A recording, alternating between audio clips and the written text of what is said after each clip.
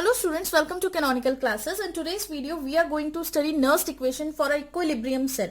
ठीक है, तो equilibrium cell कब आती है? आप देख रहे हैं ये एक आपको गैल्वेनिक सेल गिवन है. अब इस गैल्वेनिक सेल में क्या हो रहा है, देखिए ये जो जिंक का इलेक्ट्रोड है ये इसमें ऑक्सीडेशन हो रही है और ये सॉल्यूशन के अंदर जा रहा है ना. उसी तरह से अगर हम कॉपर का ये इलेक्ट्रोड देखें तो जो कॉपर सल्फेट सॉल्यूशन है वहां से कॉपर 2 पॉजिटिव किस में जाना है, आपका सॉल्यूशन के अंदर जाएगा. तो ये प्रोसेस क्या है, साइमल्टेनियसली एक जगह ऑक्सीडेशन हो रही है और एक जगह रिडक्शन हो रही है. ठीक है, अब जिंक तो सॉल्यूशन में बढ़ रहा है और कॉपर सॉल्यूशन में कम हो रहा है, लेकिन ये प्रोसेस लाइफ टाइम नहीं चल सकता है ना. लाइफ टाइम के लिए इसी सेल के अंदर, सेम सेल के अंदर ये प्रोसेस नहीं चलेगा. कुछ टाइम के बाद ये प्रोसेस स्लो डाउन हो जाएगा. मतलब ये जो है सॉल्यूशन में जिंक का आना या कॉपर का इलेक्ट्रोड्स में जाना, ये दोनों प्रोसेसेस हैं जो कम हो जाएगी. मतलब oxidation and reduction slow down हो जाएगी. और एक टाइम ऐसा आएगा जो ये आपका वोल्ट मीटर है, जो कि यहाँ पे डिफरेंस क्रिएट हो रहा था, जिसकी वजह से ये आपको रीडिंग दे रहा था, तो इसकी रीडिंग भी क्या होगी, 0.00 वोल्ट हो जाएगी. ऐसी सिचुएशन जब आएगी जब सेचुरेशन क्रिएट हो जाएगा, है ना. बिल्कुल सेचुरेशन हो गया और आपको पता है कि जब सेचुरेशन आ जाता है तो आपका सेल बंद हो जाएगा और उस कंडीशन को बोलते हैं क्या, इक्विलिब्रियम कंडीशन. उस कंडीशन को क्या बोला जाएगा, इक्विलिब्रियम कंडीशन. ओके, तो जरा लिखते हैं कि when the cell attain its saturation point. ठीक है, when oxidation and reduction attains saturation point, when oxidation and reduction attain saturation point, जब वो saturation point attain करते हैं, ठीक है, जैसे वो saturation point attain करेंगे, attain saturation point, equilibrium established, equilibrium is established.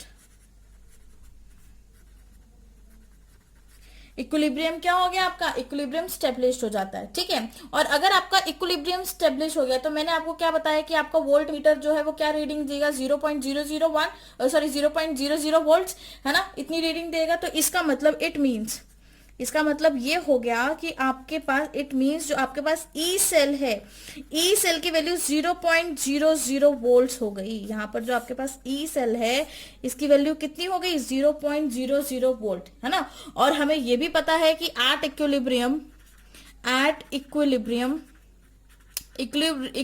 पे अगर हम रिएक्शन कोएफिशिएंट क्यू की बात करें तो वो किसके इक्वल होता है, के इक्विलिब्रियम के इक्वल. मतलब इक्विलिब्रियम कांस्टेंट, यहां पर के क्या है, के इज योर इक्विलिब्रियम कांस्टेंट. मैं किसी और पेन से नीचे लिख देती हूं कि के इक्विलिब्रियम इज क्या है, ये equilibrium constant, equilibrium constant,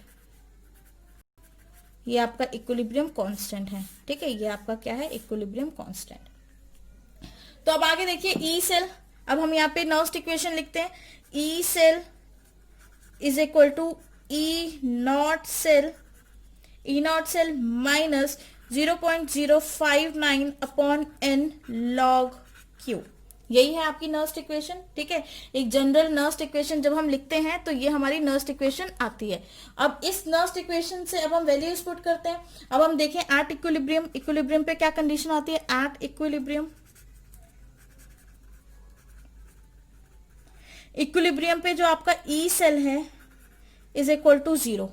equilibrium के ऊपर ई सेल की वैल्यू क्या आ रही है, आपकी ई सेल की वैल्यू कितनी आ रही है, 0 आ रही है. और एक और चीज याद रखना है कि जो टेम्परेचर है, जिस टेम्परेचर पे हम इसको निकाले, दैट इज 298 केल्विन. आपको जो भी क्वेश्चन दिया जाएगा वो इसी टेम्परेचर पे आपको सॉल्व आउट करना होगा. ठीक है, तो ई सेल, अब यहाँ पे वैल्यू पुट करिए. ई सेल अगर आपके पास 0 है तो 0 is equal to E not cell minus 0.059 upon N log K equilibrium. किसके इक्वल हो गया, लॉग के इक्विलिब्रियम के इक्वल हो गया. ठीक है, तो अब यहाँ पर 0 है, इस पूरी यूनिट को उठा के इधर ले जाते हैं तो ई नॉट सेल किसके इक्वल हो जाएगा, E not cell is equal to 0.059 upon N log K equilibrium.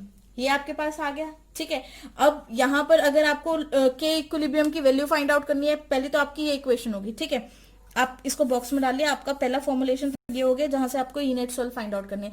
लेकिन अगर आपको लॉग इक्विलिब्रियम फाइंड आउट करना है, मतलब इक्विलिब्रियम कांस्टेंट की वैल्यू फाइंड आउट करनी है, तो आपकी इक्वेशन क्या बनेगी? देखिए यहां से आप क्या करेंगे, ये इससे 0.059 अपॉन n जो है वो लॉग के इक्विलिब्रियम से मल्टीप्लीकेशन में प्रेजेंट है, तो वहां पे जाके आपके लेफ्ट हैंड साइड जाके वो क्या हो जाएगा, डिवाइड हो जाएगा। तो आप इसको कैसे पुट करेंगे, इसकी वैल्यू क्या आ जाएगी, लॉग 10 लिखो, या फिर मतलब एक ही बात होती है ना, log K equilibrium is equal to E not cell into N, E not cell into N divided by 0.059। Okay, तो यहां से आपकी ये इक्वेशन बन गई। एक और नया फॉर्मूला आपने फाइंड आउट कर लिया, दिस इज एंटी लॉग हो गया।